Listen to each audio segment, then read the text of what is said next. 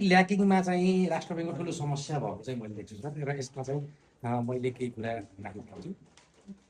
जस्तो नेपालको संविधानमा हामीले चाहिँ के गर्यौँ भने राजनीतिक रूपमा संविधान बनाउनु बेलामा पिछडिएको वर्ग, पिछडिएको समुदाय सबैलाई हामीले संविधानबाट आरक्षणको व्यवस्था गऱ्यौँ र त्यसले अहिले केही न केही रङ ल्याएको हामीले अवस्था देखेका छौँ। तर हाम्रो राज्यको पोलिसी र राष्ट्र ब्याङ्कको पोलिसी कहाँनिर गएर अड्कियो भन्दाखेरि अहिले देश हिजोको जस्तो भिन्न छैन।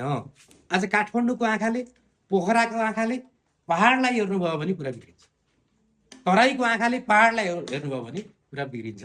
नेपालको पछिल्लो 25-30 वर्षमा एउटा ठुलो भिन्नता पहाड र तराई लगायत ठुला सहरका क्षेत्रमा आएको छ।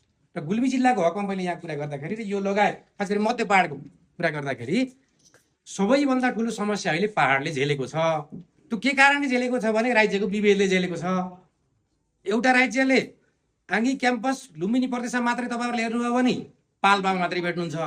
तराईको 5-7वटा छ, मेडिकल कलेजको अवस्था छ। म त्यतिर गएन, राष्ट्र ब्याङ्कतिर आएँ। ब्याङ्कले के गरिदियो भन्दाखेरि ठुलो जनसङ्ख्या भएका ठाउँमा, चहल पहल भएका ठाउँमा निजी क्षेत्र जान सक्ने ठाउँ भनेका त्यही नै हुन्। स्वाभाविक रूपमा निजी क्षेत्रको लगानी गर्ने मान्छे, धेरै मान्छे जनसङ्ख्या पपुलेसन भएको ठाउँमै जान्छ, जनघनत्व भएकै ठाउँमा जान्छ। तर पहाडको सन्दर्भमा यहाँ किन लगानी गर्नु? तपाईँहरूले ब्याज पनि त्यही दर, किस्ताको कुरा पनि त्यही, प्रक्रिया पनि त्यही, सबै त्यही। दुईटा क्लस्टर अब छुट्याउनु भएन भने पहाडमा लगानी आउँदैन। मैले यो रेफरेन्स कहाँबाट लिएर भनेको भने राष्ट्र ब्याङ्कका गभर्नर विश्व पौडेल मध्य पहाडी राजमार्गको पूर्व पश्चिम यात्रामा निस्किँदाखेरि सबैभन्दा बढी ट्याक्स तिर्ने अवस्था मुगलिनदेखि पोखराको बन्दैछ त्यो सडकको कारणले भनेर भन्नुभएको थियो उहाँले। मध्य पहाडले चाहिँ राज्यलाई कर तिरेन भनेर भन्नुभएको थियो।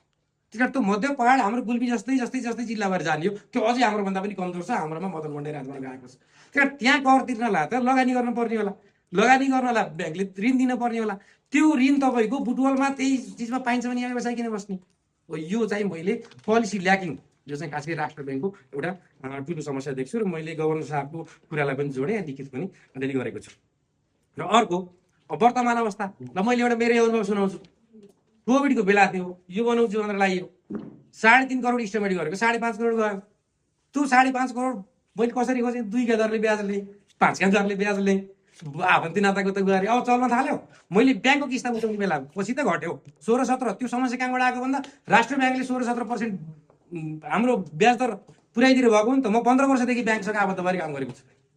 त्यसकारण मैले ब्याङ्कमा तिर्ने बेलामा मैले पुराना लेखाडामा तिर्नु पर्यो। त्यसकारण तपाईँहरूले ब्याङ्कमा भएको जनताले गरेको लगानीलाई राखेको पैसालाई जनताको पैसा भन्दै गर्दा त्यो घर सम्पत्ति धितो नि मान्छेहरूको सम्पत्तिमा जनताको हो कि होइन? यो पनि एउटा ठुलो पोलिसीकै समस्या।